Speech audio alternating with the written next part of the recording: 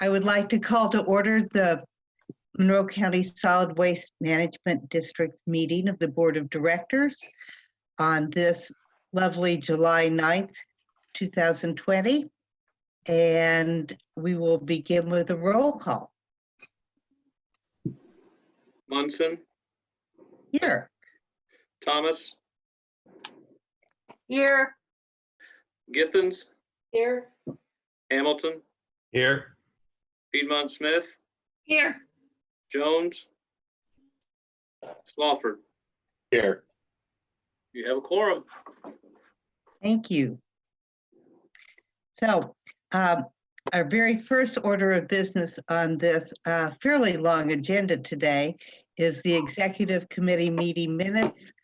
I believe these are the ones that have not yet been approved, Correct. and they are in your packet for your information. Then we do have the Board of Director meeting minutes for June 11th, 2020. Do we have a motion for approval on this? So moved. Second. Thank you. Any questions or comments?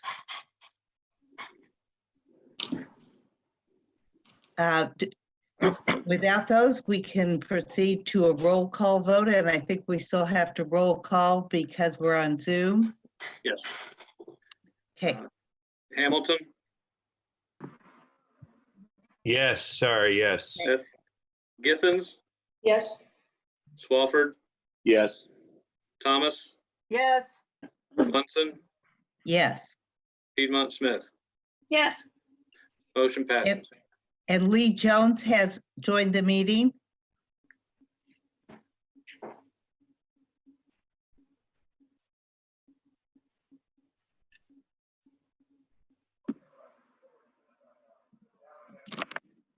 Hi, Lee.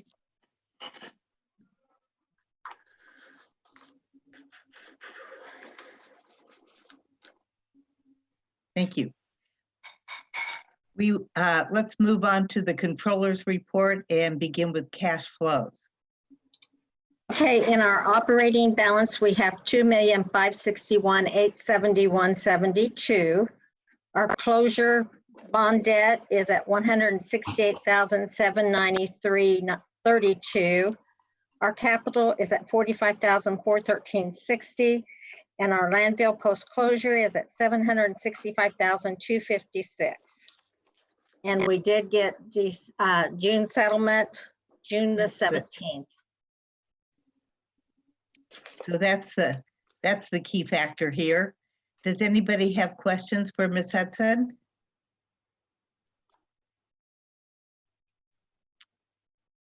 See none? I do. Oh, sorry, I couldn't see you. Please, Isabel. So the tax settlements for June, how do they compare with what we budgeted? They were in line with what we budgeted. Get that up.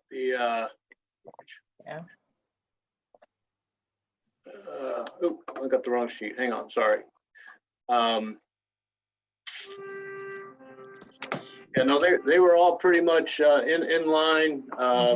The vehicle license excise tax, not quite half, so that may come up a few thousand short at the end of the year, but not substantial. Oh. Okay, thank you. Thanks for asking on that. Excise tax may be more directly related to immediate payments rather than some of the other funds that are distributed to the district. Do you know that, Mr. McGlasson? I do not. The thought that I had, I mean, the BMV was inaccessible for Right. a length of time. There was extensions granted for titling vehicles, renewing plates, and so that they just may not have got in the revenue anticipated in the time anticipated, but it may yet be coming late this year and show up in the December settlement. Okay, thank you. So I think we're ready to move to payroll and claims. Okay, our payroll and claims are in order with pre-approved claims of 131,148.78. Today, I'm asking approval of 14,342.49 for a total of 145,491.27. All right. Questions for Ms. Hudson on today's claims?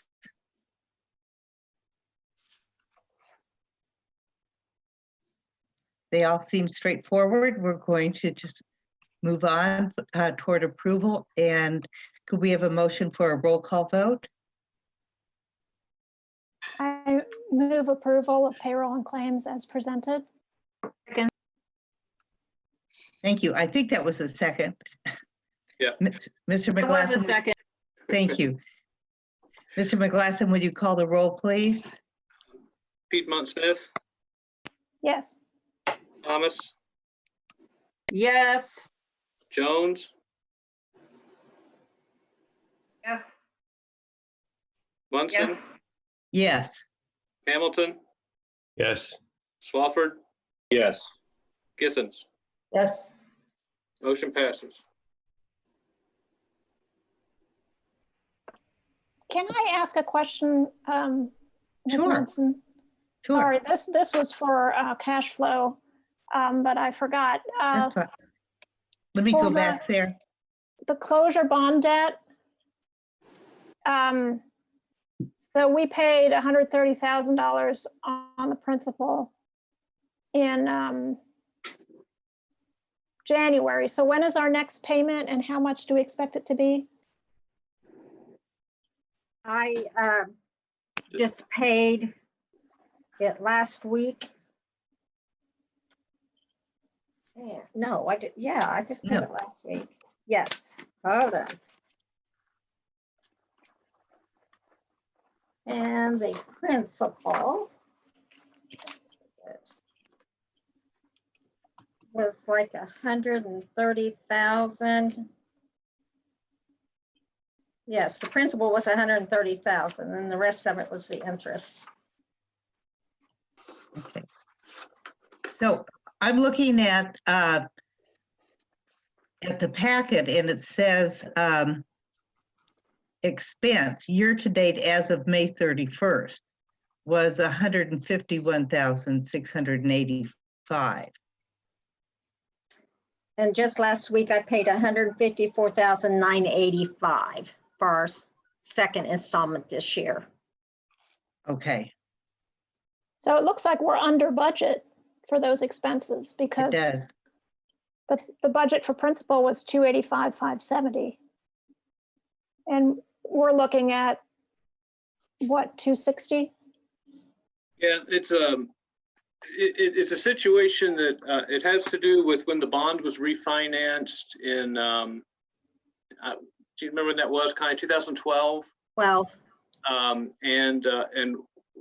what happened in the refinance is we kind of have a 3-year rolling payback where the payments drop 2 consecutive years and then it increases again in that 3rd year.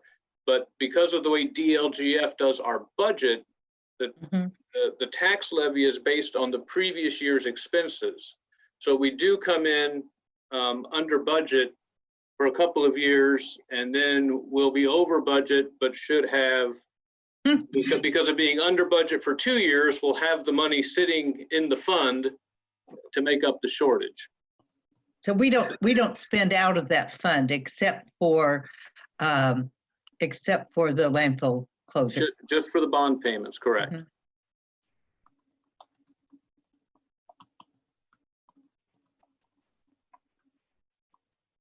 Okay, thank you. Thank you.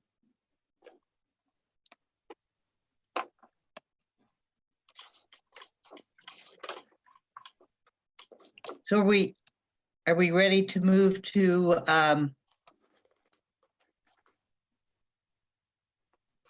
the proposal for, regarding legal department? If that's the board's pleasure. That's good.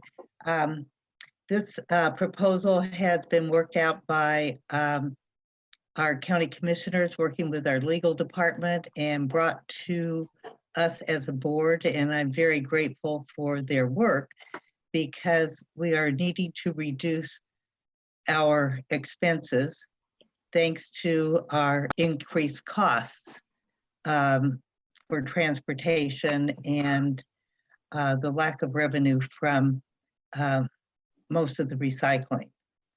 So thank you, commissioners.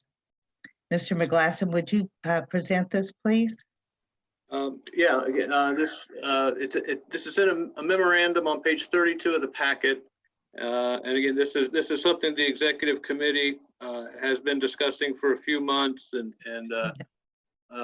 again, Commissioner Githens has been real helpful in working with the legal department on finalizing what kind of terms the legal department could propose to us for services. And so what they have come up with is just a flat monthly retainer fee of $300, which would give us a known legal expense, annual legal expense of $3,600. You can see in the memo, I did put in what our annual costs for 2018 and 2019 were for a reference. So you do see some savings there. We haven't had a whole lot of legal expenses thus far this year, and and that is simply a function of the issues that we're tackling at any given time, or throughout a given year, and obviously those rates over time for us have fluctuated quite greatly depending on the issues at hand.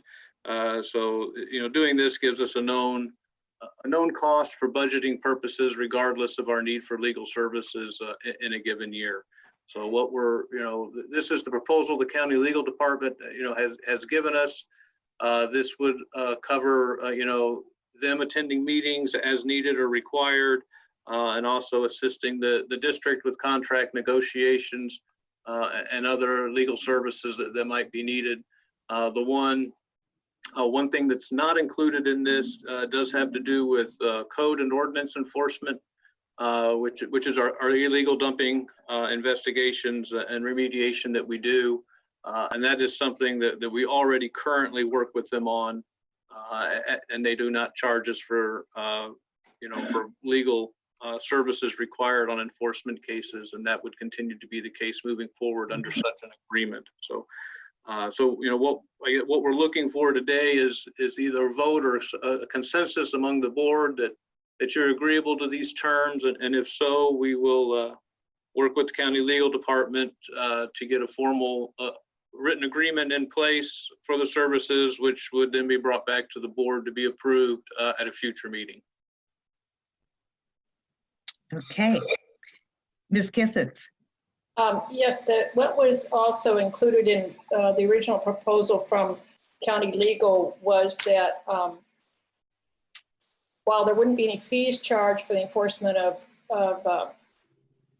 for enforcement, all civil penalties that they collect for the enforcement would be deposited in the county general fund, so that they're not going to charge for enforcement, but then if any income is generated from that, it would go to the county. And that is currently how things work with enforcement issues. I just wanted to be clear about what. I appreciate that. That's good clarification. Thank you. So are there other questions or comments from board members to see where we are on this? I have a quick question. There's the county legal will be tracking hours, and we'll adjust this based on what happens, right? If they're way under, way over hours, correct? Yes, that was my understanding. Well, it was also my understanding that this would be for a year, and then both sides would revisit. Mm-hmm. Right. I guess that's what I meant. I didn't know if it was part of the plan for a year, and it sounds like it is. So I appreciate that. Thanks. Yes. That was my understanding, that this would be $300 a month, basically for the entire year of 2021. And as we get into the budget process for 2022, we would assess things, and if there's a need to adjust the rate, we could do that for the following year's agreement. So we'll be looking at this again. Yes. Yes. So what's the consensus of the board? Are you yay or nay? Do we do, Yes, Does the- Mr. Hamilton? Yeah, does the staff have a formal recommendation? Sounds good to me. Does the staff want to recommend this? From a financial perspective, this makes sense, and I think that it's a good idea. The one from my perspective, one thing that I would look to get put into the agreement, which county legal has said they wouldn't have an issue with, is that the district would retain the right to obtain outside counsel if they thought it was in its best interest to do so, or we could potentially have a situation that perhaps also involved the county where there might be a conflict, or it might otherwise, not be reasonable for the legal department to represent both parties.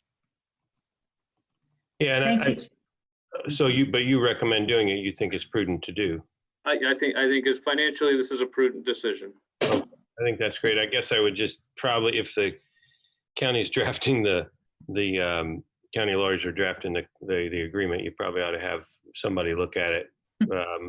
Maybe the current attorneys or whatever, just to get a second view of it.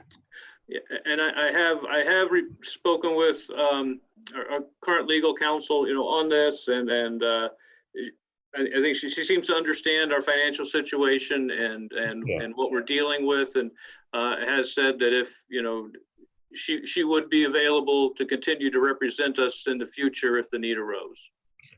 Well, I That's think it's a very- great offer from the county, and I just would ask the current council just to review the agreement too, to make sure it makes sense to them, if the technical legal agreement. Thanks. Yes, thank you. I think this is a good time to recognize the work of Council Angela Parker on behalf of the district, and to thank her for her years of service.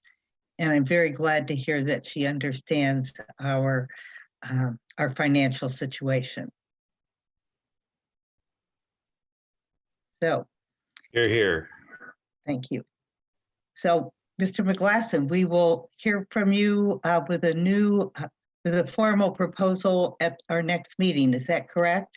That would be the hope. I hope we could have something in place by then. Yes. Okay. Well, then can I we're just, yes, please, Isabel. I just had a clarifying question. So the agreement would be effective January 1, or would it be effective earlier?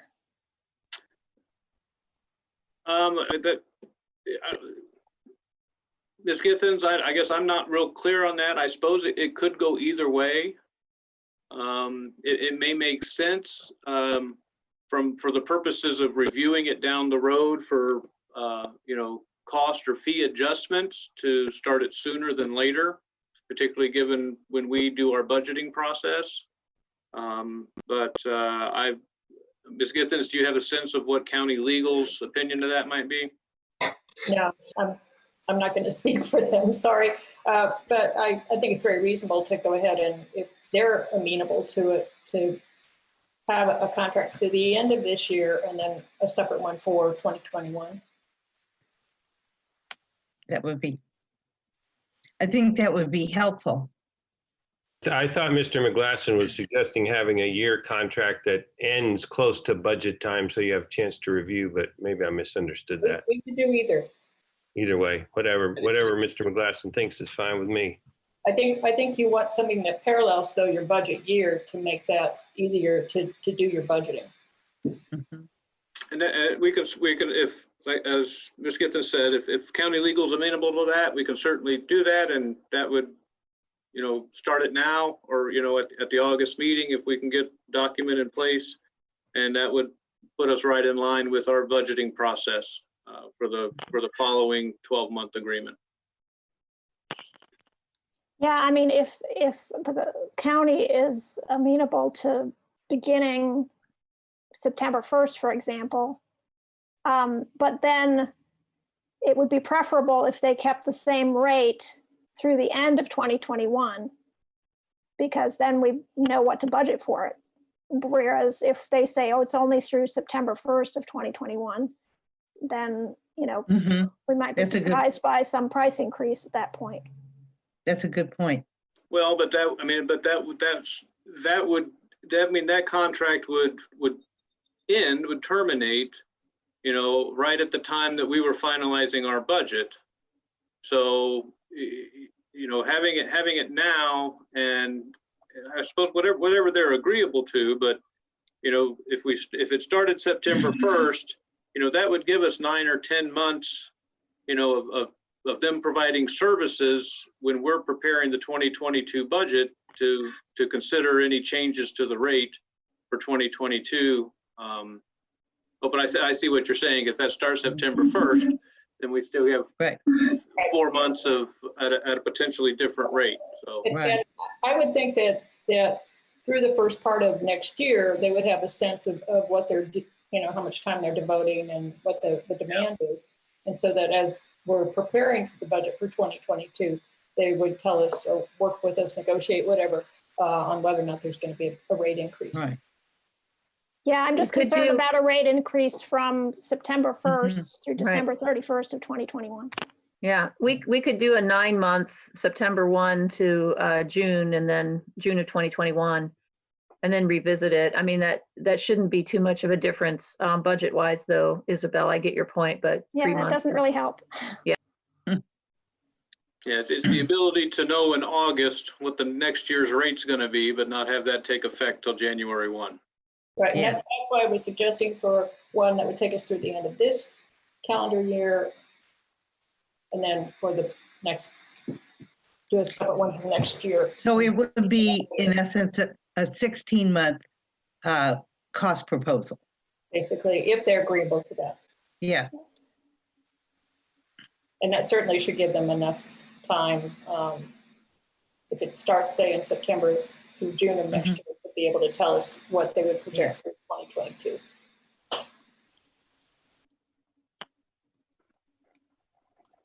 Okay.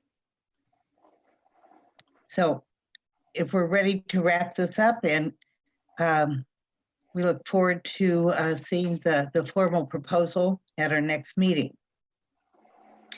So the big item on our agenda today is the discussion of several proposed budgets for operations, debt service, and the CUME cap fund budget. And Mr. McGlasson, are you ready to begin? I am. Is Brady still with us? Do you have the PowerPoint that was provided?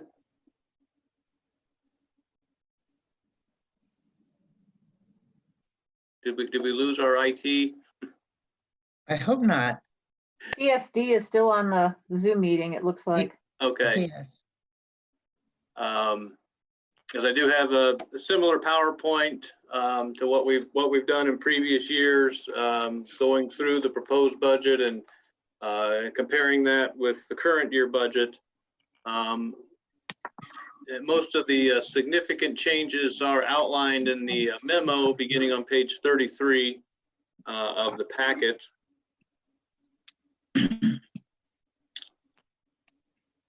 And Tom, can you share your screen and go through the PowerPoint that way? no, I'm No, not that's what- listed as a host Yeah. to have that TSD ability. has to do that. Now, the PowerPoint is included in your packet beginning on page 35, but that doesn't help anybody that's watching the meeting that doesn't have the packet. No.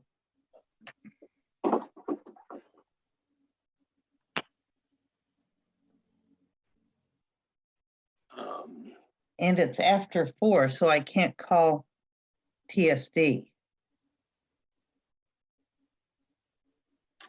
But that is, I don't have, although it does not appear, other than cats, we do not have any members of the public at the Zoom meeting, but I don't know who is watching live. But we can, I mean, I guess we could just start with some general discussion that, there, have been working since, early June with the executive committee on preparing, the budget. There was, interest from the executive committee. They were very keen on doing what we could do to present a balanced budget with no deficit this year. Given the concern expressed last year when we went through this about the deficit that was in the budget. So, the bottom line of the budget is basically balanced. I think it's about a $1,500 surplus actually. But obviously that requires some significant changes that the district's going to have to do in order to make that work. And those, the bulk of those do have to do with personnel. Again, these are on page 33 of the packet, are described. It does provide for a 2.5% wage increase for all employees across the board. And then on top of that, it does also, as the board expressed an interest last year, it does increase the minimum rate of pay for the district to $14 an hour. You do get to see a breakdown in the memo of the positions that impacted. As we did last year, there were some additional staggered adjustments to try to maintain pay differentials related to skills and responsibilities of jobs. And then the other, I think the other big change in there is it has the 4 rural recycling centers only being open 4 days a week. And that change was done based on our current experience. We're currently running those facilities 4 days a week. With an 8-car limit, and it seems to be working. The thought was that going forward, particularly if we get rid of, hopefully down the road, we can get rid of the vehicle limit, that would be, those sites would be open 44 hours a week, and that should be enough time to meet the needs of the community. So the way that it's presented in the budget is that it would be 2 operators per site, both working 2 days a week, which would not impact any employee's benefit eligibility. So everybody that currently has health insurance would be able to maintain that health insurance. So those are the big personnel changes that are in the budget. You can also see in there is a substantial, I think it's about a 10% increase in the health insurance premium. That is the estimate that our benefit provider, JA Benefits, gave to us. And that's unfortunately that's in line with the increases that we've been experiencing the past few years.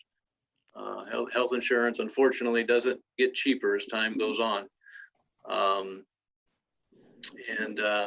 The personnel services also, because of the changes in the person. Oh, I forgot 2 other staffing changes that are in there. My apologies. They also, the controller position goes to a 3/4 time position, which would be 30 hours a week. And the office manager position goes to a 25-hour-a-week position. And I believe that that's ample time to be able to complete the tasks, of those positions moving forward. So, but because of those changes, you also do have a decrease in the retirement contribution. Hey, there we go. Yep, here you go. There we go. So let's see, If we could go ahead and get us to the next slide. I don't know if do I have the ability to change slides? Or Brady, do you have to do that? If you want, you are also free to share this if you have the PowerPoint available.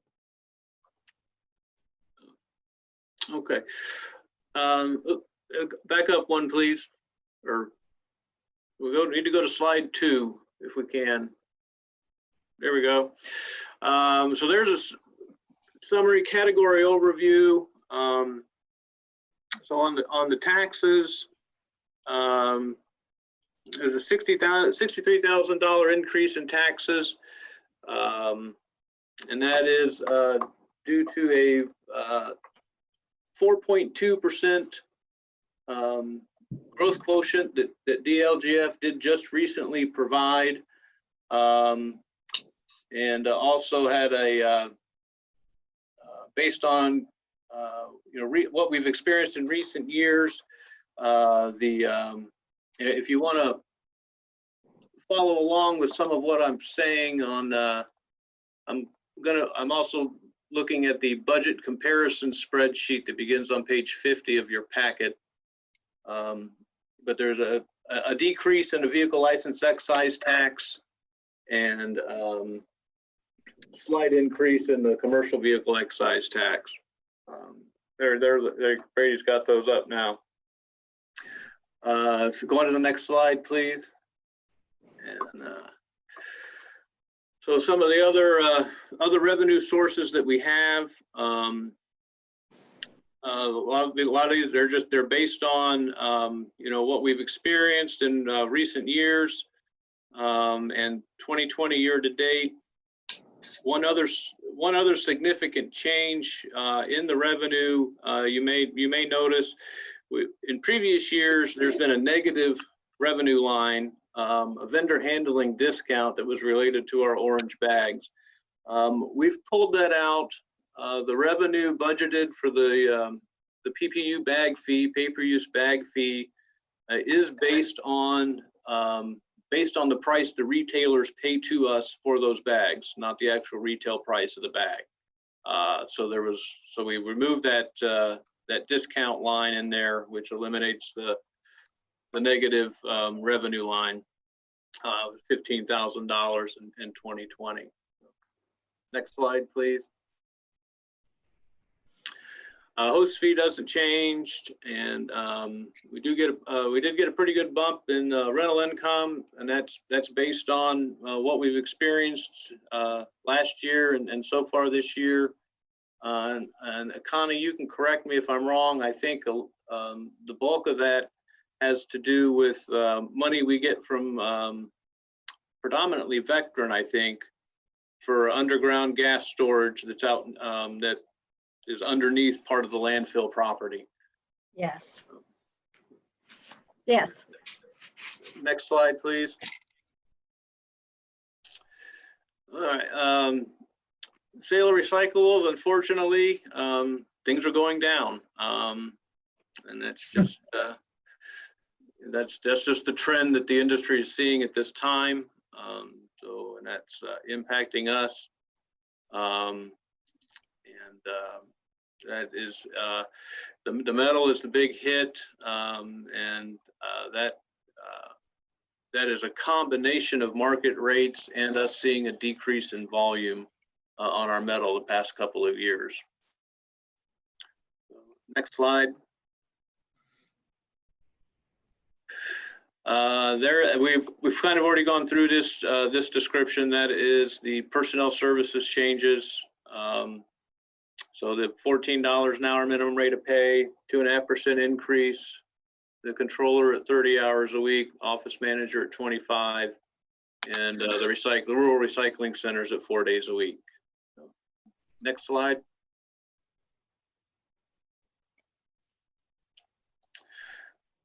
So financially, the significant decrease in wages from those changes. The longevity went down slightly. That just has to do with personnel changes that routinely occur. Next slide. again, a lot of the Medicare taxes and unemployment related to decreases related to our wage changes. Again, the increase in health insurance also activates, said that we should expect a 5% increase in our wellness clinic rate for next year, and retirement drops some, again, because of the decrease in wages. So next slide.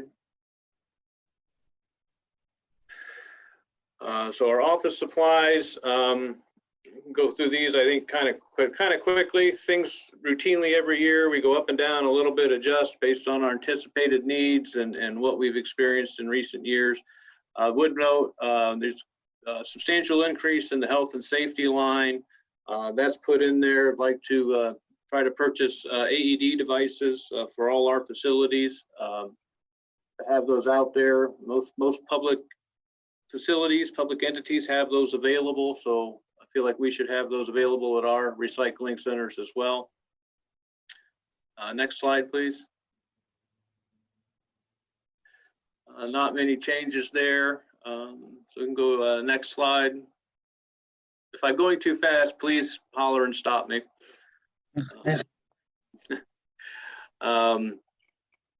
again, it's just some small decreases, small increase, again, based on need and what we've been experiencing. And overall, a small increase in the supply category of $1,400. So, next slide.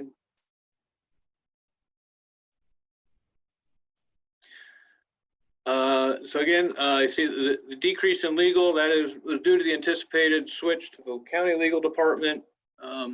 We have a little bit extra in there, as I said, in the event that we do need to seek outside counsel for some reason, we need to have some funds available for those expenses. We have our groundwater wells at the landfill do get surveyed routinely to make sure our elevation data is correct. That's due next year.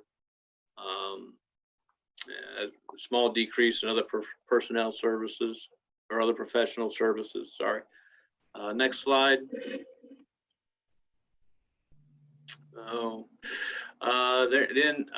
second line there, our professional social media.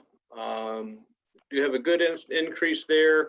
Our website host provider has indicated that even though it's something that we redid only 3 or 4 years ago, in technical terms, it's becoming antiquated, and it's going to, if we don't make some changes to it, it's going to start causing user problems with slow page loading and things like that. And they've said that we do need to update that website in the near future. So we have money in there to do that. Other small insignificant changes. Next slide.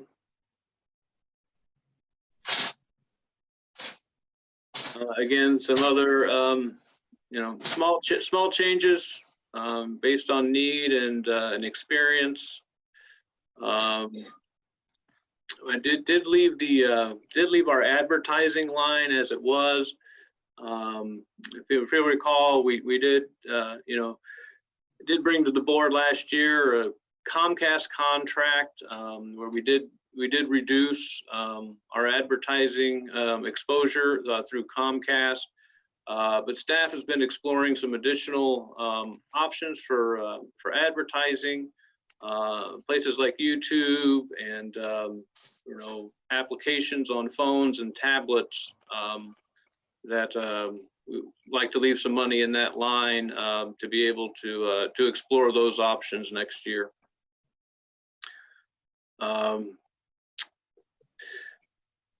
Utilities, those fluctuate up and down year to year based on usage and rates, for previous year and year to date. Next slide.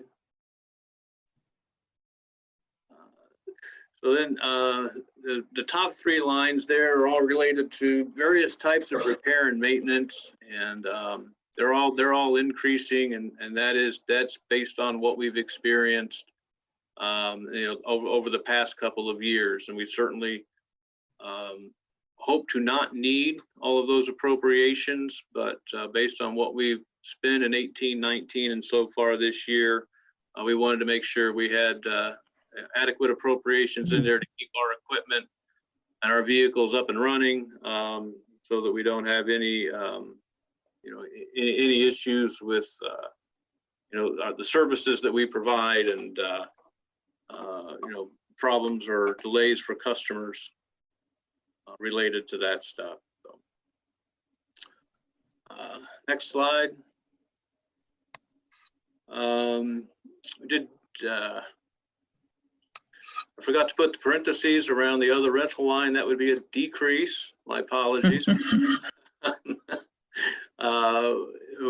are looking at some point this year, eliminating our need to have an off-site warehouse to store things in. So we've taken that money out of the budget. Next slide. Only change there, it's contractual increase in the hauling costs. It's there, 1%, not big. Next slide. And nothing significant there. So you see, all told, for our services and charges categories, a little over $9,000 increase. Next slide. And capital outlays, big decrease there. We were at this year, we had $35,000 in there. Excuse me. We need to replace the forklift at the South Walnut Recycling Center, but for 2021, there are no such purchases planned, so that money comes out. Good. Next slide. Okay. This is the debt service bond. And again, that's based on the amortization table and what the two payments due in 2021 will be. Next slide. And then the cumulative capital fund budget, which we have no revenues, no expenses planned for, but we always do pass this budget on the off chance that if during the year something comes up and we do need to use money out of that fund, we have the budget in place that we can seek an additional appropriation from.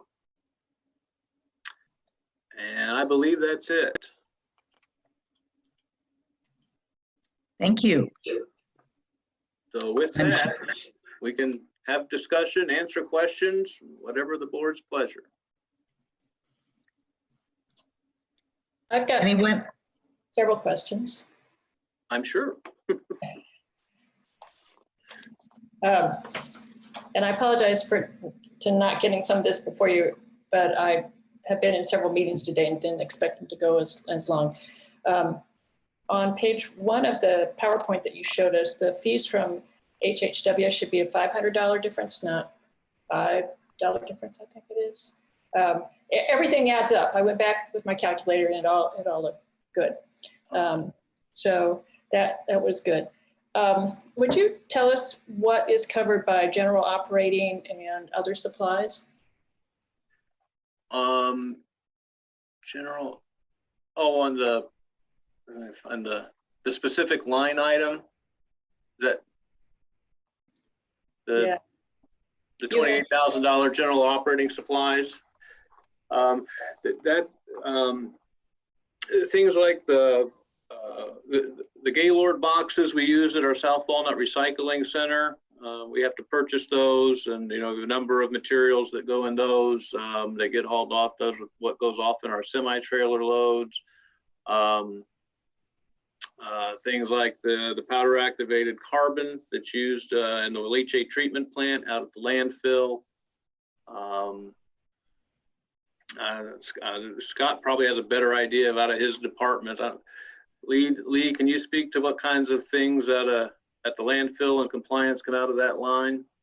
Yeah, we use out of that general operating supplies, For landfill things, the powder activated carbon, the polymer that we use for the treatment process stuff, any of those extra kind of supplies that I need to keep that treatment plant up and running and running efficiently comes out of there. Some of them are pretty regular. Some of them are just kind of hit or miss depending upon what's going on. Some of the compliance things that we use is like we purchase a lot of trash bags for roadside cleanups and things like that. So we're constantly buying things out of, from the compliance stuff with that. For our Adopt a Road, we wash a lot of vests and gloves and stuff like that the groups use. So I use some of that money out of that to do laundry and take some stuff to the cleaner so that the people that are using those materials are always getting something clean and fresh and not dirty and nasty, full of other junk and garbage stuff. Thank you. Other questions, Penny? Yeah, I was looking at the workers' comp line, and given that we're decreasing hours for the people, I was surprised that it went up that much, especially when I went back over the budgets that were provided for us also, which I really appreciate. From previous years, it went down significantly between 2017 and 2018, and then there was again a slight decrease in from 20. I apologize. I probably should address that during the presentation. That estimate was provided prior to the executive committee meetings where we looked at doing all the personnel services changes, and they have not yet given me an updated number, but I would anticipate that we would see that at least stay on par with where it is this year, if not decrease slightly. But I've not been given a different number to use at this point from the agent. Okay, thank you. And then under training and education, given that we're having more virtual meetings, how's that going to shift the cost for the training and education? Any sense of that? I don't. I don't know. I mean, there will still be, even for webinars or Zoom meeting. I mean, if it's a training thing, people are still going to charge for that. So, where we might see that have an impact on the budget would be less travel. We have an expense line for travel, which is predominantly used for people attending meetings and trainings and stuff. And so that would be where I would think you would see the decrease if things continue in a virtual environment.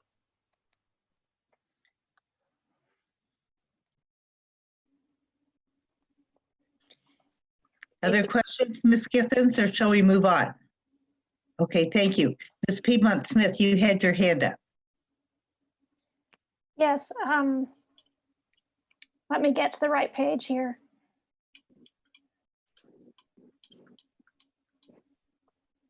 So looking at the revenues for the sale of glass.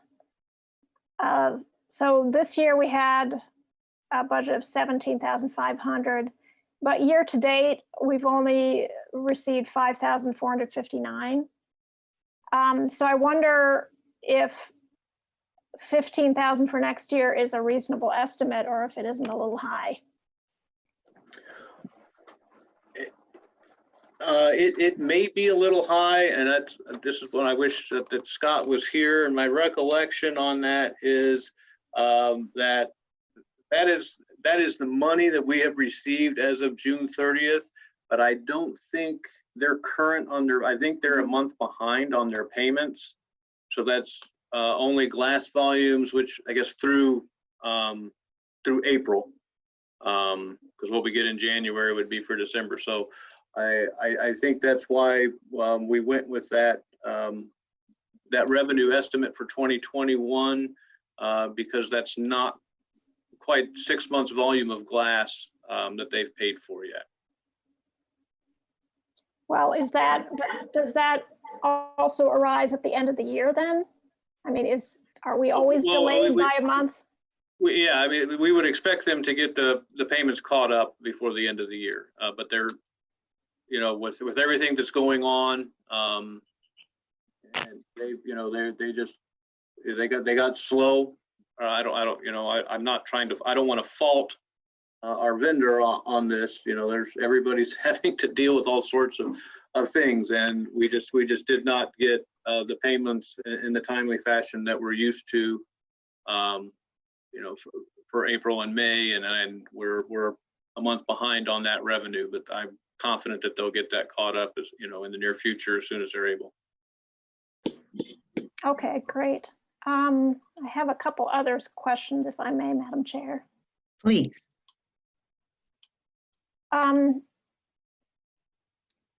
For the groundwater well survey, so you have in category 3, services and charges, engineering line. So we need that survey next year, and yet the budget on that line is less than this year. So that didn't add up for me. Yeah, now you've caught me off guard. I knew what that was a couple of days ago. And Lee, were those engineering expenses, do we have something going on this year at the landfill that required engineering services? Yeah, we still have, still monitoring some of those new wells. And there's every year we've got to have the engineering stuff for the post-closure financial stuff. And we've had some, I had some repairs that I had to do this year to the methane monitoring wells because they were moving. So I had those surveyed because to make sure that we're on top of it. So yeah, that's what we had. We had the 2 methane wells. I remember it had come loose somehow. And so when we had to put those in, that we have to survey, the engineer has to come and survey all those in and provide a new plot plan. And so that was what the expenses were for 2020. But the groundwater well survey is, you know, doesn't require as much work on there, and it won't cost quite as much. I see. Thank you. Mm. And the line for machine equipment repair and maintenance, 43650 has gone up considerably, from 14.5 to 25,000. Are we just looking at machines breaking down because of their age? I mean, at what point should we think about purchasing new equipment if the repair expenses are so high?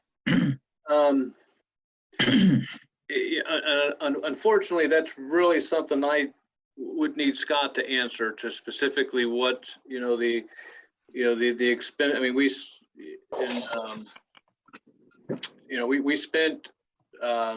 you know, $21,000 out of that line in 2019. We've spent, you know, 13,500 already this year. And I apologize. I don't know specifically what pieces of equipment those repair costs have gone to, but your question is valid. Lee may have a explanation here. Some of that is my leachate pumps. Last year at this time, we had replaced and repaired. By this time last year, I'd replaced and repaired 6 or 7 of them. And those motors some of those have been in circulation for like 10 years. So they are starting to break down, and to repair and replace those is, you know, $1,500 to $2,000 each one. So I'm just trying to keep those things going to keep that leachate taken care of. But did we not in 2019, did we not replace 2 or 3? I mean, buy new 2 or 3 of them? I replaced 1 and repaired 4. So okay. How much longer those 4 that I repaired will stay going? I hope a longer time, but. And so it may be time to replace some of those. Those pumps are 2,500 to 3,000 a piece. Yes. And, Wouldn't that be Wouldn't that be under capital improvements? Well, the replacing them would be a supply or a capital Right. improvement, and that's a part of what. And I kind of passed over it because we do it every year. There's always a $10,000 capital improvement appropriation, and that is a landfill appropriation, and that's exactly the type of scenario that we always have that money there. If we have to replace a pump, we can't wait for an additional appropriation process when we have leachate backing up. We got to get it done. Right. So that's exactly why that $10,000 appropriation is there in the capital improvement category. Well, Tom, if you could check with Scott and just let us know at the next Yeah, meeting. we will if there's certainly have an other answer. equipment. Have an answer for you for that in August. And as I said, as we went through the PowerPoint, we certainly hope that we do not have to spend all of the appropriations, for that, as well as the, we have a vehicle repair and maintenance and just a generic other repair and maintenance line, and they all went up. We certainly hope we don't have to spend all of that money in 2021, but based on our recent experience, we wanted to make sure that we had appropriations available so that we didn't have any delays or problems with services that impacted our customers. Good. All right, that's Thank all you. the questions I had. Thank you. Other questions? Yeah, I've got a question about personal Please. services. Go ahead. Tom, we're cutting the controllers and the office manager and the workers' hours. What are their current hours that they're working? The controller is currently 40 hours a week, going to 30. Office manager is currently 40 hours a week, going to 25. And would be four rural site operators that currently work Monday, Tuesday, and Wednesday, which is 34 and a half hours a week, would go to 2 days a week at 23 hours a week. And with the raises and stuff, is that a pretty big difference in some of these paychecks I see? Is this going to cost us employees, you think, or? I don't know. I've talked with all of the affected employees. Obviously, nobody's ever happy to Lose money. in essence have a pay decrease. Even those rural site operators that and get $1 an hour increase, it's still losing enough hours that it's less take-home pay. They recognize that. When I talked with them, they're obviously concerns, and they had questions about benefit eligibility and so forth, but nobody related to me that it would outright cause them to seek employment elsewhere. But you always run the risk that if somebody has an opportunity to make more money somewhere, Sure. they're going to go. And certainly making these changes, for those positions puts us at more risk of them being able to find more money elsewhere. And my other concern is too, what kind of services is this going to cost us by, like, I understand the rural sites, we go down to 4 days a week. But as far as cutting the office manager, the controller down, I mean, what else is that going to cost us as far as them having the less time to do their job, their current jobs? What are we losing from that? Well, part of it is that, is the amount of work that's currently there and available, and is there enough work to justify the current schedule? And in most instances, that doesn't appear that there is. Now, with the controller in particular, there may be times that we have to do some creative schedule adjustment because this time of year in particular, when we're working on the budget, things get pretty busy, and Sure. we have to make some accommodations to allow more than 30 hours a week. We're certainly, prepared to do that if that were to happen. January is also a busy time. There's a lot of year-end stuff that has to be done on the financial side. Those things have been thought about, and discussed, and other than a few times a year, 30 hours a week should be able to get done what needs to be done. Okay, thank you. So other questions? Ms. Piedmont Smith? I have a question. All right. Oh, I'm sorry, just a quick follow-up, Julie. So from what Dan was asking about, so Tom, you said that, during the budget preparation, we may need to increase from 30 hours. So is that in the budget? Well, some of that comes back to, if we pass the budget with these personnel changes in there, then we're going to have to come back and change the job description. And if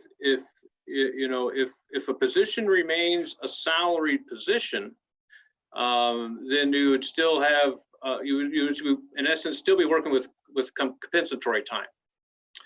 So it would be where if it's a 30-hour week position, if she works 35 hours this week, well then she's going to accrue comp time that would just be paid time off to take when it's available later in the year. And is that at time and a half? Yes. I believe that it would. With only a 30-hour week position, I would want to go and check with the laws on that, because overtime is in excess of 40 hours a week, and compensatory time is something that's in lieu of overtime. It is possible it would be at 1-to-1, but we would certainly certainly research that and have that answer, before we made any amendments to a job description. okay. Thank you. So Ms. Thomas has a question, I think. I do. Thank you. I had my hand up. The blue hand, Yeah. not my real one. So I I don't have. I have a question. If it's really a request, if we could get this sent to us as an Excel file instead of as a PDF, the proposed budget, and then if we could get a couple years back for comparison, that would be helpful for us. So if we could get that sent out to us, that would be great, because all I have is the PDF and I can't really work with that.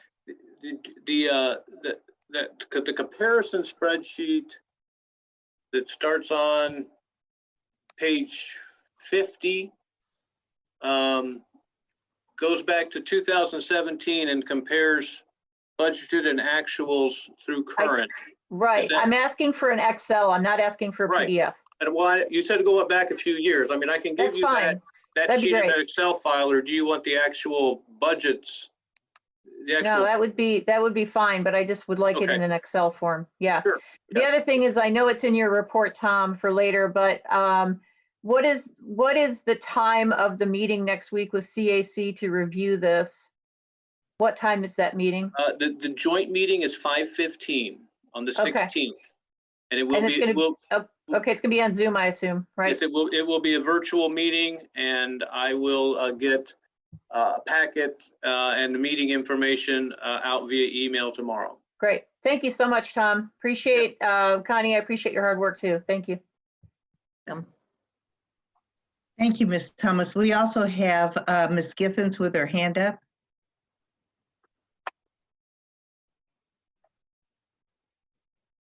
Penny, you're muted. Sorry. We've talked about what's going on at the rural sites. Is there going to be any change in staffing at the South Walnut Street? At this time, that is not in the budget,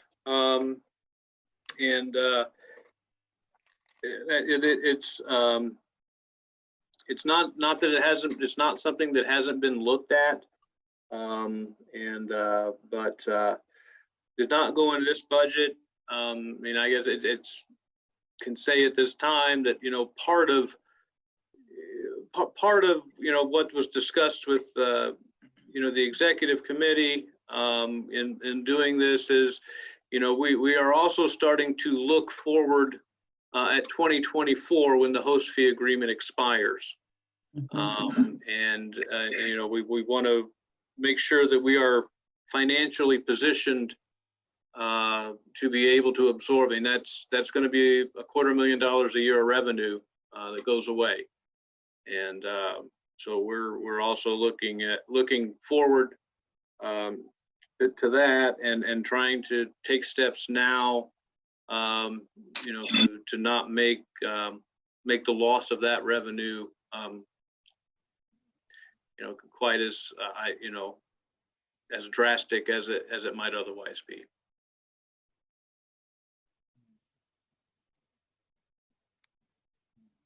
So thank you. Are there other questions or comments? Mr. Hamilton. Thank you. I just want to kind of take us up to a really high level here and ask, as we're looking at the budget, which sets our priorities, one question I have is what I've asked before, which is, do we have a policy or a goal for our reserve levels as an institution, our cash reserves? Written, no. We do not have a formal policy, or goal established for a cash reserve level. I think this has been discussed previously, and I always liked 6 months, and I think in previous discussions, there were some board members thought that might be a little excessive, and that 3 to 4 months could be sufficient. But no, we have never established any sort of formal policy or goal with regard to that. Well, I know you're already identifying a big risk. Was that at 2024, the loss of the host fee? Yeah, and it will be. It's the contract expires. I want to say there's sometime that summer. Okay. But I would need to look at it to get the exact date. Okay.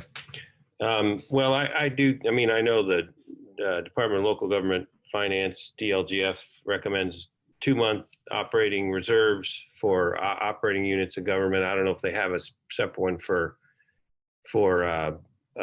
solid waste districts. Most of us, I know the county does, and we do want to keep more than that in case of a rainy day, which we're in. And I'm going to be proposing that the city invest some of its what I would call excess reserves that are meant for rainy days, to use them in a rainy day. You've got to think about the longer term dynamics of the budget that you have. But I do think setting a policy on that, we're working really hard, all of us, to try to get through this recession and really tough situation. And I understand the need to balance budgets. It's always difficult to reduce personnel. I think the other real personnel hours. I think the other high level thing is just I'm just kind of going back to our mission. Our mission as a solid waste district, I believe, is essentially to make a healthier place by reducing the waste going to final disposal. Actually, we're supposed to eliminate it. That's our mission, but that was 30 years ago, and we haven't eliminated it, but reduce it. And do you see, how are we doing on that? Because I know in the city, our solid waste tonnage, which is a small percentage of the county overall, as we know, but our solid waste numbers have gone up in the last 5 years or so in terms of tonnage. If that's the mission of our organization, how are we doing on that, kind of in terms of eliminating / reducing waste going to final disposal?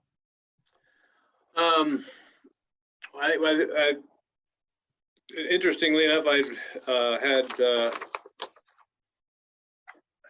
I think it was WFIU, but it had interview with somebody about this exact that exact question recently, and we're in the same boat that the city is.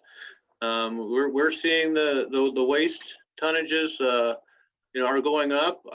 I wouldn't say drastically, but they are trending upward. And our recycling tonnages are stagnant or trending slightly down. And that is something that we're conscious of, and that comes back to I think it's a a function of one of the primary things that we've talked about as a staff is our outreach programs, and are we putting the right message out there? Is the message being received? That's part of the reasons that I left that advertising budget where it was, so that we could look at other other media options to get our message out there, to make sure that we're that we're reaching people, that as we discussed when we did the Comcast contract, cable TV is not what it was 5 or 10 years ago, and there's a lot more options out there for people to get entertainment or get the news, and we need to try to find a way to get our presence out there on those other options. But back to your question, yeah, we're seeing the same type of trends that you indicated that the city is. We're conscious of that, and trying to strategize and figure out how to make that change. Well, I only raised the point in the context of the budget, and I know there are certain kind of fixed activities that we need to do. We got to protect the closed landfill and operate it appropriately, but I do think with this district's explicit mission is to reduce landfilled materials, and we do that. We try that in lots of ways. But if it is increasing, which is not, I'm not suggesting anything other than just looking at the data, and it's the same for the city as it is for the countywide district. What it may be a good time, particularly as we're looking at the dynamics changing a lot in the budget in terms of revenue from recyclables and all that stuff, whether there may be quite different approaches that may be get us bang for the buck toward our ultimate mission. Because ultimately, I like to see budgets that say, here's our mission, here's what we're supposed to accomplish, and here's how we're dedicating this investment to accomplish that. And we measure whether we get it done. And if we're getting it done, that's great. If it's going the wrong direction, we need to, maybe it's be way worse, of course, if we weren't doing what we do, but really think about, are there different ways to actually really rethink what we do to consider that? Because the solid waste district, unlike many of us, has it's a very focused mission. It's to reduce in lots of ways to try to do it, but we are meant to, at least under the current mission, meant to reduce the solid waste. Or actually, the mission is to eliminate it, but it's a very focused mission. And so I would encourage, as we think about the budget, to really think about, well, if it's not reducing it, how should we rethink what we're doing? And the reason I raised the issue of reserves is transitions into different things can be expensive. They can be tricky to try new things. But it is also a time that I hate to see personnel reduced when we know how hard we're all working to try to keep jobs present in the city and how many people are struggling. And whether or not there's some ways to rethink how we deploy people. And, I'm not saying maybe it is right to reduce the hours at a facility, but maybe there are some really new things we can try. Who we can look at other places that have reduced the solid waste going into disposal.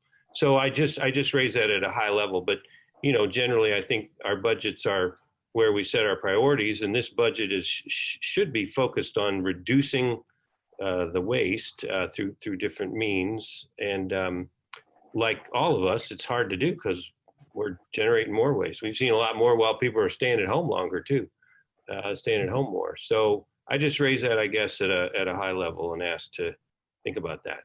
Thanks. Thanks for all your work on this. Okay. I have a question or comment. Yes, I see your hand up. I was just calling on you, Julie. Thank you. All right, so I do understand that things have changed and that obviously we have issues with keeping recycling high and landfill use low. But some of the problems we're encountering are international global market related, obviously. And we can't, you know, what are we going to do with that? That's put us in a tough position. If nobody takes plastic bags, for example, what do we do with that? Well, it's a good time to remind people to take them back to Kroger, Fresh Time, and other places that have plastic bag recycling programs at the front of the stores. But we also have, I think it's worth acknowledging, and we kind of slid past it today during the PowerPoint presentation, that we are in a position where we no longer are making some money on recycling. We are spending money on recycling. Hi, David. We are spending money on recycling now because of a contract that we signed this year. And so I just, please bear that in mind, that that's part of our problem, revenue-wise. Thanks. Thank you. So I had a comment that I'd like, well, actually several comments. In looking over the budget, I spent time for our executive committee meeting in some of the various details that were discussed today, but I did not ask about repair and maintenance, and I'm really glad Ms. Piedmont Smith brought this up. I would like to have more information in time for the joint meeting with the CAC next Thursday. Would that be possible, Mr. McGlasson? Yes. About repair and maintenance? You're more information on the actual expenses year to date and previous years? Yes. Okay. Because those are pretty high repair and maintenance increases, percentage-wise.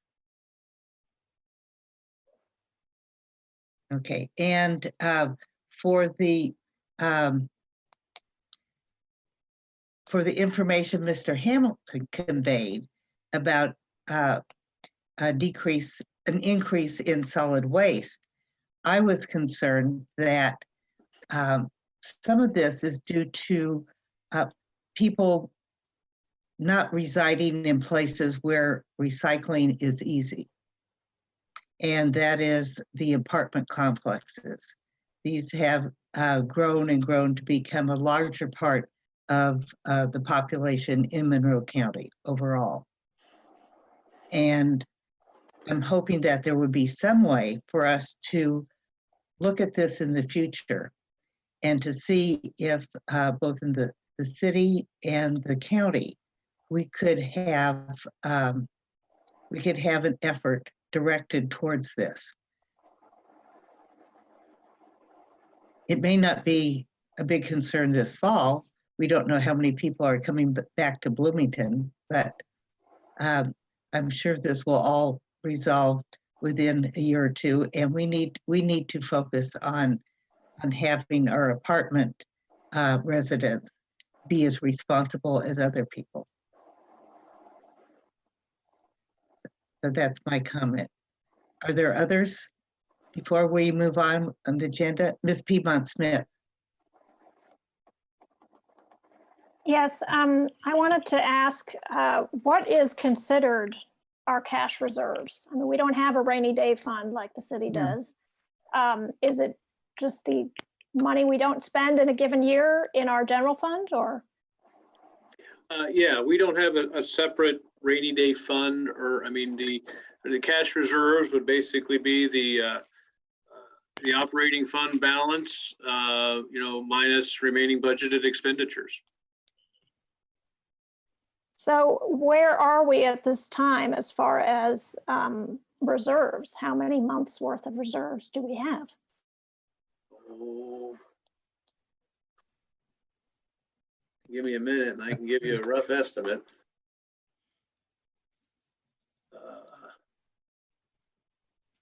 0.5.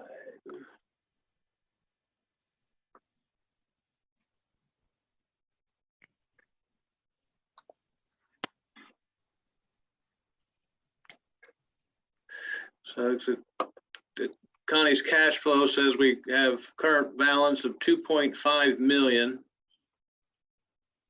And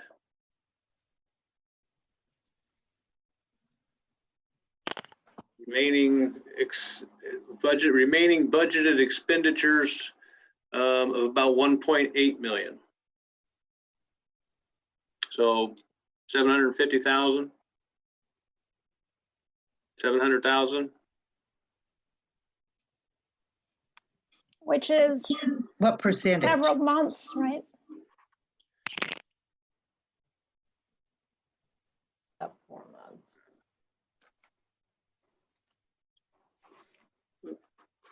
The wrong way.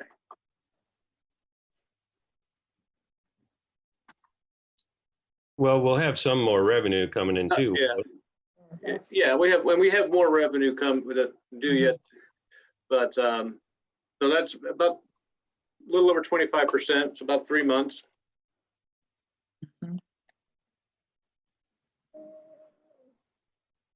Well, the cash balances, I mean, it would be good to get a protocol for how we want to measure our balances. I think that's good.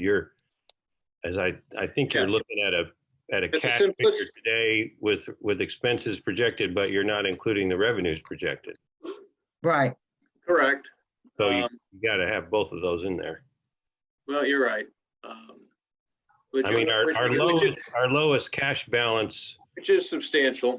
is probably going to be 1.6 million or something this year. Yeah. Yeah, I mean, we still have about 1.25 million of revenue budgeted this year that's not been received yet. Wow. Yeah. Okay.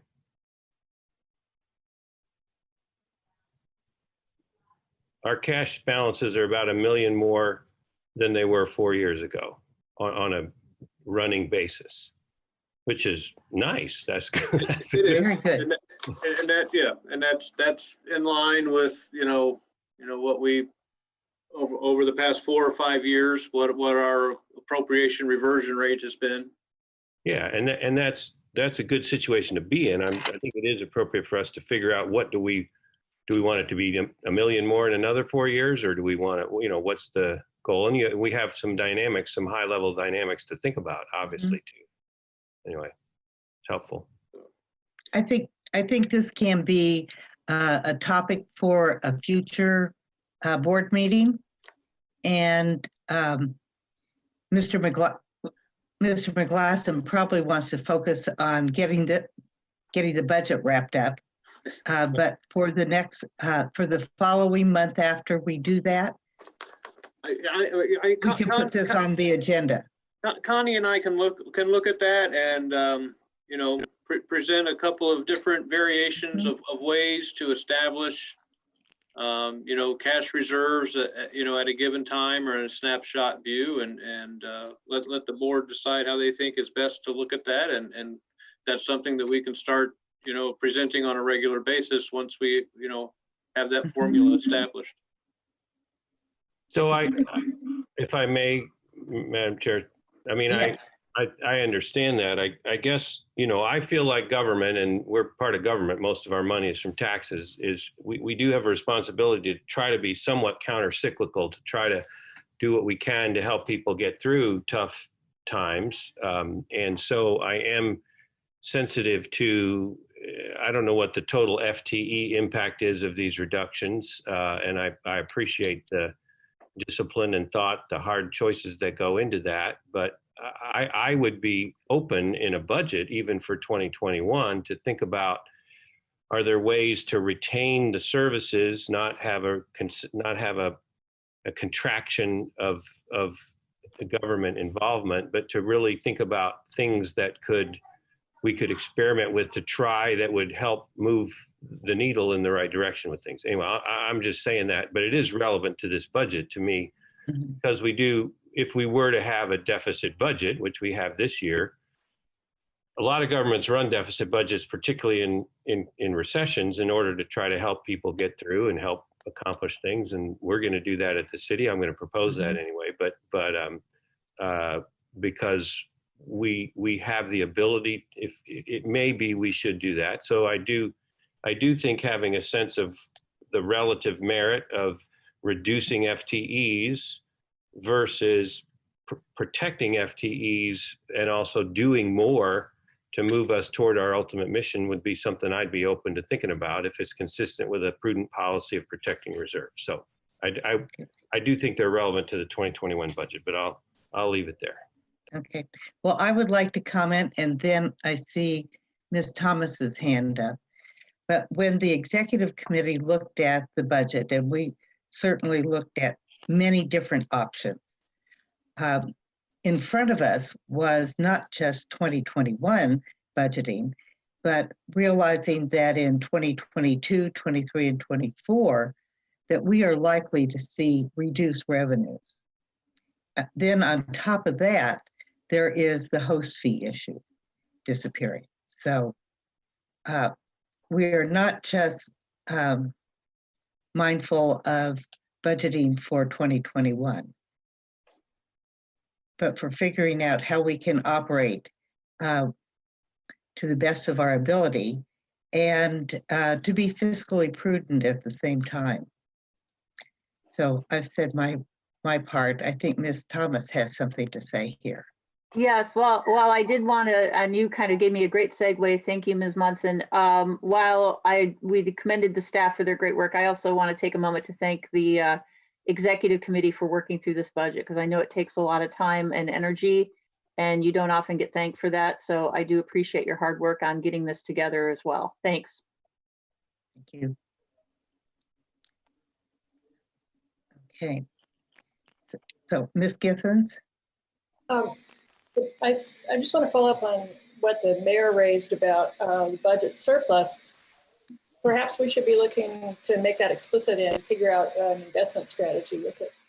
And so I'd like to be able to talk about that at some point in the future too. Thank you. Thank you. Are there other discussions about the proposed budget? We are going to go over this in detail in 1 week. Ms. Piedmont-Smith. Yeah, I just wanted to say that it's really difficult on staff when their hours are cut. And I mean, that's obvious, but I wanted to recognize that, you know, I don't cut staff hours lightly, because it's, in this economy, that hit in pay is really significant. And I know that, you know, it's gonna hurt. So, I mean, I'm open to investigating other options to ensure that we are fiscally responsible going forward. If we can somehow keep the hours at full time for the two administrative staff, for Connie and Shirley, and, you know, find more work for them to do to fill those hours, since now apparently there are certain times when they don't have a lot to do. I certainly don't want to pay somebody for not working. I'm sure they try to stay busy, but you know, if there's a way to cut elsewhere, or to take a fresh look at our reserves and see if we're comfortable in spending some of those down, then I'm certainly willing to do that, because it's not easy, and it's no pleasure for me to cut staff hours. So I just wanted to recognize that. All right. Ms. Thomas, your hand is up. Sorry, I thought I turned that off. Thank you. Okay. Thank you, everybody. I think everyone is concerned about reducing hours for staff. But I also know that we have to have the work of staff meet the tasks that need to be taken care of. And that has been a consideration all along. So we have yet today to cover department reports, and then we have public comment and comments from the directors. So let's turn now to department reports and go back to Mr. McGlasson. Okay, just review for anybody that's watching. The current district operating schedules are the South Walnut Recycling and Household Hazardous Waste Facility is open Wednesday through Saturday, 7:30 a.m. to 5:30 p.m. The 4 rural centers are open Monday, Wednesday, Friday, and Saturday, 7 a.m. to 6 p.m. The administration building is currently open to the public by appointment only, with either district staff or Monroe County Extension Services staff. The reuse programs at this time are still suspended, and we are still limiting number of vehicles allowed in a recycling center to 8. And then just to reiterate, I know Ms. Thomas brought it up earlier, but we do have a joint meeting with the Citizens Advisory Committee and the Board of Directors scheduled for next Thursday at 5:15 p.m. Will be virtual via Zoom, and I will, as I said, get that information and a packet for the meeting emailed out tomorrow. And also, we're been working with Green Camino to get the food waste collection drop-offs expanded to our other recycling centers. We have approval from ITEM to put those out at the other 3 rural recycling centers, still waiting on approval for the South Walnut facility.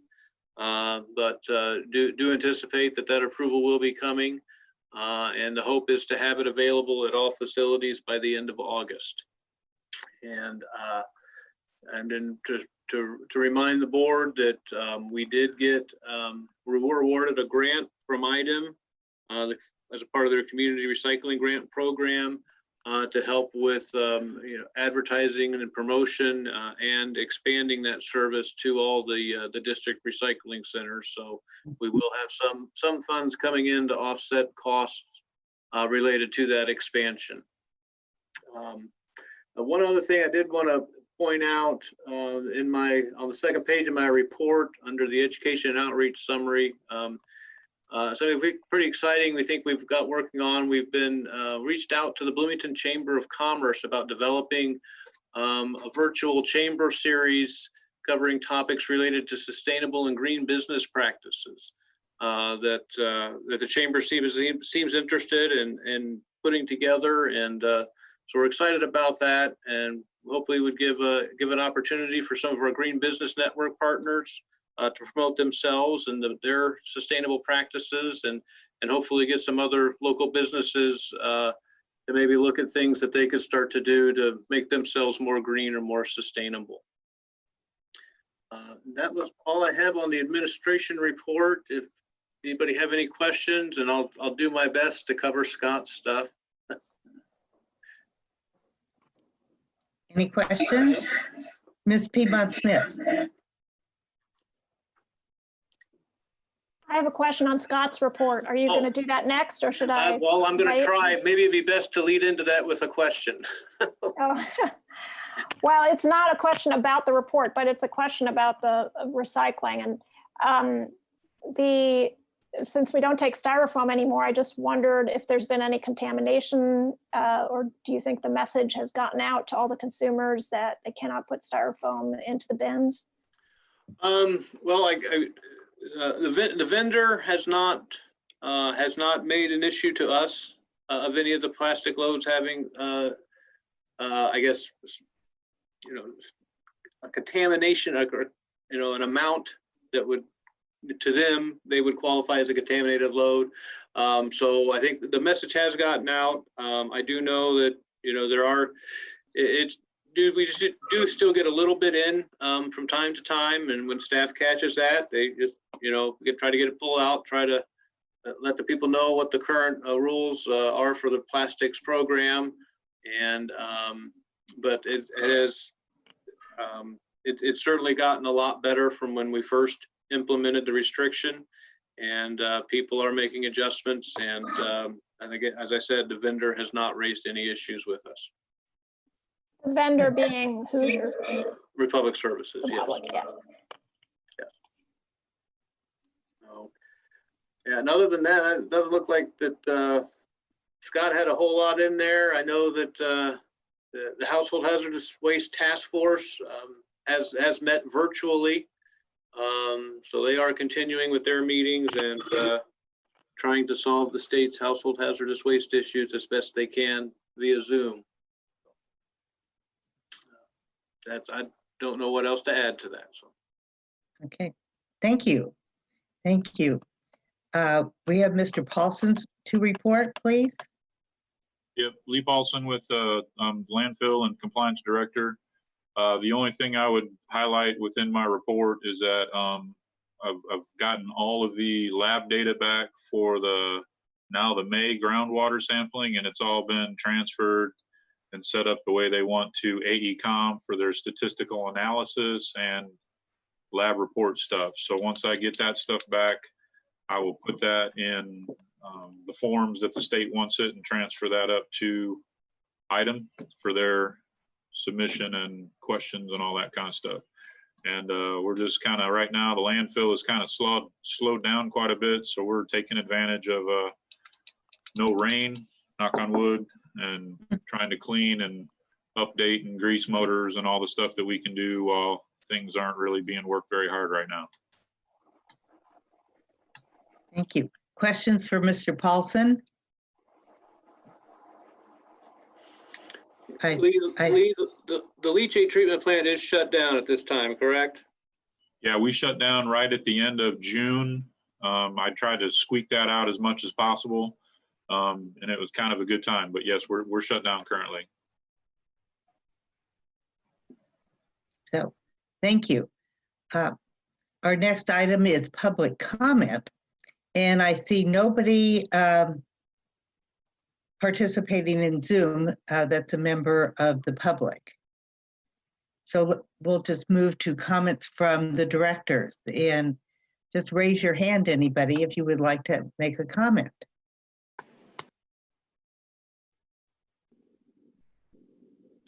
Ms. Githens.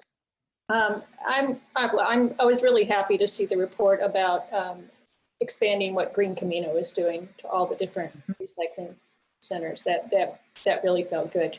And I wondered, what are the plans for reopening the reuse centers and the materials for the arts, and how that impacts staffing?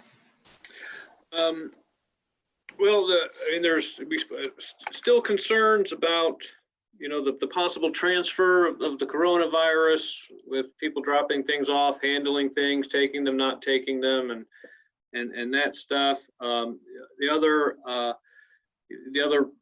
concern that I have with the reuse programs is the 8-car limit, and allowing people to come in to do reuse.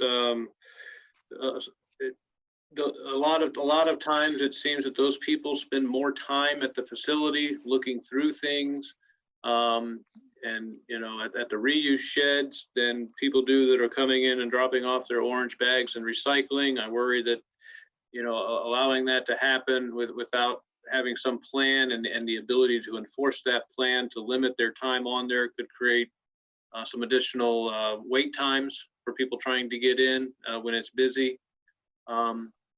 For the materials for the arts, did have a discussion with Mary about that, and she said that she thinks that she could manage. We could figure out a way to open that up by appointment only.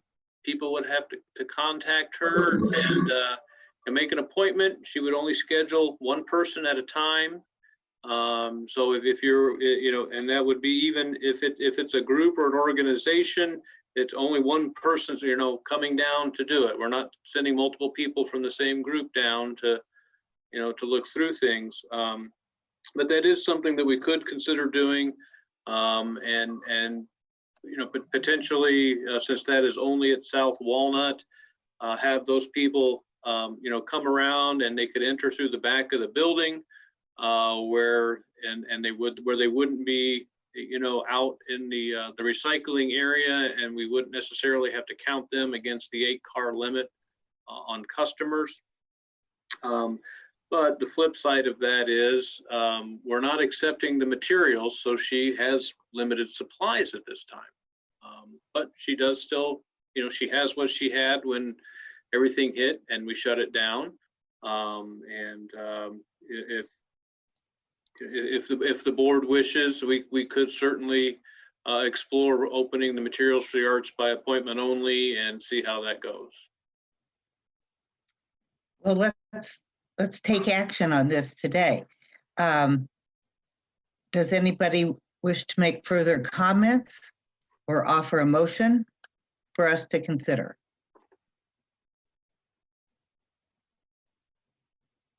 Well, I would like to ask something. If Mary were to reopen, like how many days a week would she be there? Well, she's stuff off. How limited? Well, excuse me. I mean, she's currently there Wednesday through Saturday, the 4 days that it's open. And and again, like I said, it would, the interested parties would have to contact her directly, and she would only schedule people when, her time, her schedule based on other duties permitted her to be available, to work with them in the materials for arts to help them get the materials that they're interested in. So I would comment that I think that's a very good proposal from Mary, because she's the one that would be handling this, and I really appreciate that. Also, teachers are getting ready this month for the soon to open school year.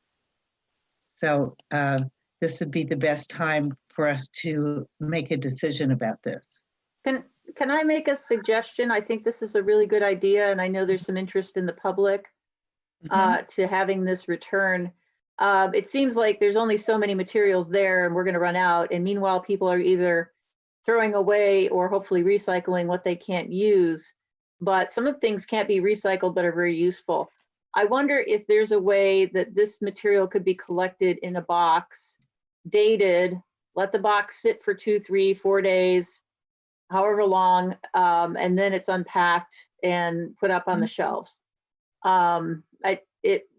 That may be a way around that to ensure safety. Most of the spread is by aerosol droplets. So having appointments, people coming in by appointment makes sense. But in terms of receiving materials, you could leave it in a box for a few days, and hopefully that would diminish any concerns health-wise. I think that's a good suggestion, and I think we could certainly look at that. It's doable. It would just depend on volume of materials coming in and our space to store things in the warehouse. So are you saying that we need to begin this on a trial basis to see what works out? Well, yeah, I guess, or I mean, you could call it a trial basis. I mean, I think it would just be a fluid situation, particularly with the receiving of additional materials, where if we run out of storage space, we would have to stop accepting until we had room to store things, and just see how things go with Mary and her appointments and what the demand is, and how I would hope that people would cooperate with requirements to wear a mask and stay socially distanced from our staff, and it would just you could call it a trial, call it a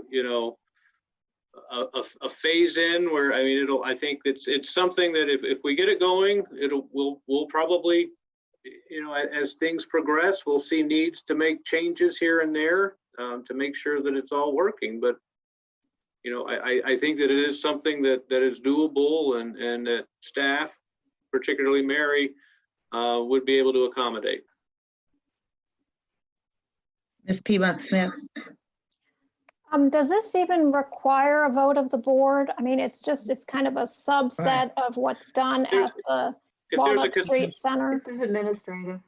Yeah, if there's a consensus of It the is. board to make that, unless there's any outright objections of the board, it's something that we can make arrangements to implement.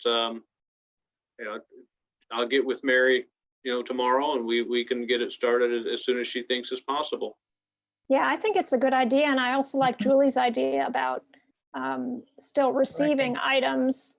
I don't know if that would have to be by appointment too, or if there's enough space just to mark, July 22nd goes in this box, and then, Well, it would. 2 days later, you take it out. That would probably still have to be by appointment as well, because Mary would want to, we don't want to wind up with a box of stuff that we wind up having to send off Right. for disposal, because it's not the things that she works with. Mhm. Which Yeah, good does, point. yeah, she does like to inventory or look at things that people are coming in to drop off to make sure she can move it on to somewhere else useful. Okay. So will you make an announcement to the press when you get the Yes. plan set up? Yeah, we will certainly Good. get that. We'll notify the Herald Times and, our website, our Facebook, and we'll, get it out there as best we can. Thank you. Other comments from directors? Well, that concludes our meeting, everyone. Thank you. And we will see you very soon in one week on Zoom.